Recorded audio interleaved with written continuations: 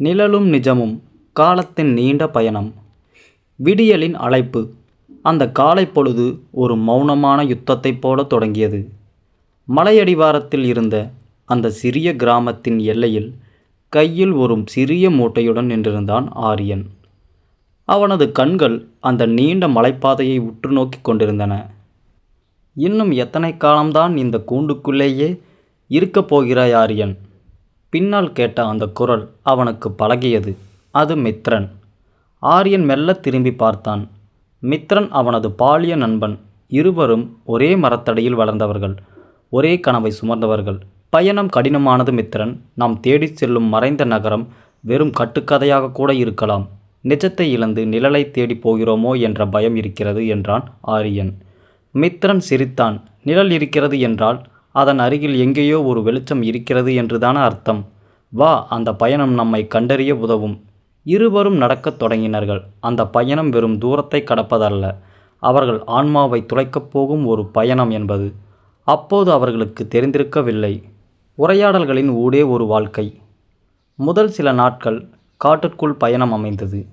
பறவைகளின் சத்தமும் சருகுகளின் ஓசையும் மட்டுமே துணைக்கு வந்தன. மித்ரன், ஆரியன், நீ எப்போதாவது யோசித்தது உண்டா? மனிதர்கள் ஏன் எப்போதும் எதையாவது தேடிக்கொண்டே இருக்கிறார்கள்? கிடைத்ததை வைத்து நிம்மதியாக இருக்க முடிவதில்லையே ஏன் ஆரியன்? ஏனென்றால் அமைதி என்பது தேடலில் இல்லை மித்ரன், அது கண்டடைதலில் இருக்கிறது. நாம் தேடும் அந்த நகரம் பொன்னால் ஆனது என்று மக்கள் சொல்கிறார்கள். ஆனால் நான் தேடுவது அந்த நகரத்தின் நூலகத்தை. அங்கே பிரபஞ்சத்தின் ரகசியம் ஒளிந்திருப்பதாக கேள்வி. மித்ரன், நீ அறிவதை தேடுகிறாய், நானோ அனுபவத்தை தேடுகிறேன். அறிவு என்பது ஒரு வரைபடம் போல, ஆனால் அனுபவம் என்பது அந்த பாதையில் நடப்பது போன்றது. வரைபடம் மட்டும் வைத்துக்கொண்டு யாரும் இலக்கை அடைய முடியாது. அவர்கள் பேசிக்கொண்டே சென்றார்கள். காதலின் வலி, பிரிவின் துயரம், மரணத்தின் மர்மம் என பல தலைப்புகளில் அவர்களின் உரையாடல் நீண்டது. வழியில் அவர்கள் கண்ட இயற்கை அதிசயங்கள் அவர்களை மெய்சிலிர்க்க வைத்தன. பாலைவனத்தின் பரீட்சை. பயணத்தின் இரண்டாம் பகுதி ஒரு கொடூரமான பாலைவனத்தை கடப்பதாக அமைந்தது. சுட்டெரிக்கும் வெயில், தொண்டையை நனைக்க ஒரு சொட்டு தண்ணீர் இல்லை. ஆரியன் தள்ளாடியபடி, மித்ரன், என் கால்கள் இனி நடக்காது போலிருக்கிறது. நாம் தவறான பாதையை தேர்ந்தெடுத்து விட்டோமோ? மித்ரன், நம்பிக்கை விடாதே நண்பா. நம்மிடம் இருக்கும் தண்ணீர் தீர்ந்துவிட்டது உண்மைதான். ஆனால் நம்மிடம் இருக்கும் லட்சியம் இன்னும் தீரவில்லை.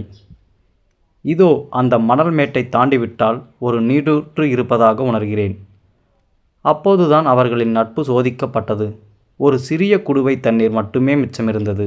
அதை யார் குடிப்பது என்பதில் இருவருக்கும் இடையே தர்க்கம் ஏற்பட்டது. ஆரியன், நீ குடி மித்ரன், நீயாவது பிழைத்து அந்த நகரத்தை அடைய வேண்டும். மித்ரன், இல்லை ஆரியன், நீ அறிவாளி. உலகம் உன்னை எதிர்பார்க்கிறது. நீயே குடி. இறுதியில் தண்ணீரை பகிர்ந்து குடித்தார்கள்.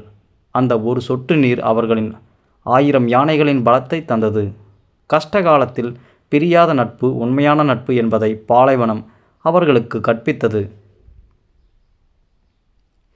பெரும் பிளவு.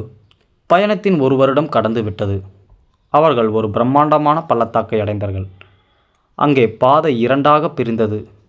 ஒன்று அமைதியான நீண்ட பாதை, 2 ஆபத்தால் ஆன மிகவும் குறுகிய பாதை. ஆரியன், மித்ரன், நாம் குறுகிய பாதையிலேயே செல்வோம். காலம் கடந்து கொண்டிருக்கிறது. என் உடல் தளர்ந்து வருகிறது. மித்ரன், வேண்டாம் ஆரியன், அந்த பாதை மரணத்தின் வாசல் என்கிறார்கள். நாம் நீண்ட பாதையில் நிதானமாக செல்வோம். உயிர் முக்கியம். இருவருக்கும் இடையே முதல் முறையாக கடுமையான வாக்குவாதம் ஏற்பட்டது. ஆரியனின் பிடிவாதம் மித்ரனின் நிதானத்தோடு மோதியது. சரி, உன் வழி உனக்கு, என் வழி எனக்கு. அந்த நகரத்தின் வாசலில் சந்திப்போம் என்று கோபத்துடன் ஆரியன் பிரிந்து சென்றான். மித்ரன் கலங்கிய கண்களுடன் மறுபுறம் நடந்தான். தனிமையில் இருள். அடுத்த சில ஆண்டுகள் அவர்கள் ஒருவரையொருவர் பார்க்கவில்லை. ஆரியன் குறுகிய பாதையில் சென்றபோது பல முறை மரணத்தின் விளிம்பிற்கு சென்றான். அவன் தேடிய அறிவு அவனுக்கு கிடைத்தது. ஆனால் அதை பகிர்ந்து கொள்ள நண்பன் இல்லை. அவன் ஒரு பெரிய மாயாவியிடம் சிக்கி பல ஆண்டுகள் அடிமையாக வேலை செய்து கொண்டிருந்தது. அப்போதுதான் அவனுக்கு தெரிந்தது, வேகம் என்பது வெற்றி அல்ல என்று. மறுபுறம் மித்ரன் நீண்ட பாதையில் பல கிராமங்களை கடந்தான். பல மனிதர்களுக்கு உதவினான். அவன் தேடிய அனுபவங்கள் அவனுக்கு பொறுமையை கற்றுக் கொடுத்தன.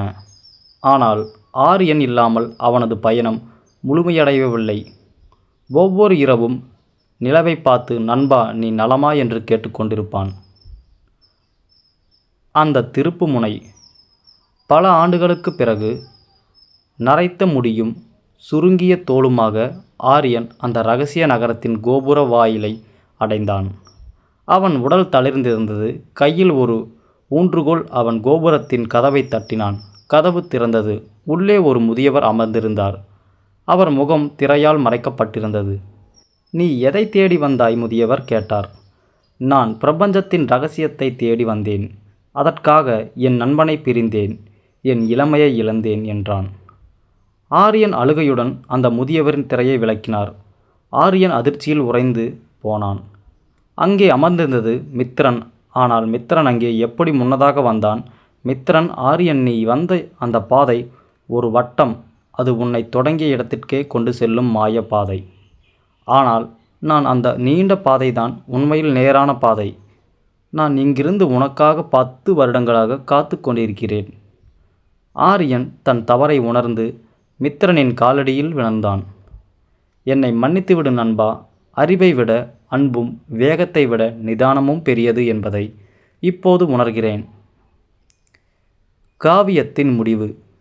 இருவரும் மீண்டும் இணைந்தனர். அந்த நகரம் தங்கத்தால் ஆனது அல்ல, அது அமைதியால் ஆனது என்பதை அவர்கள் உணர்ந்தனர். அவர்கள் இருவரும் அந்த நகரத்தின் வாயிலேயே அமர்ந்து தங்களைப் போல தேடி வரும் இளைஞர்களுக்கு வழிகாட்டத் தொடங்கினார்கள். அவர்கள் இப்போது பேசிக்கொண்டிருக்கிறார்கள். அவர்கள் பயணம் இன்னும் முடியவில்லை. ஏனெனில் உண்மை என்பது ஒரு இடம் அல்ல, ஒரு பயணம். இந்த வீடியோ உங்களுக்கு பிடித்திருந்தால் லைக் செய்யுங்கள், சப்ஸ்கிரைப் செய்யுங்கள். நன்றி, வணக்கம்.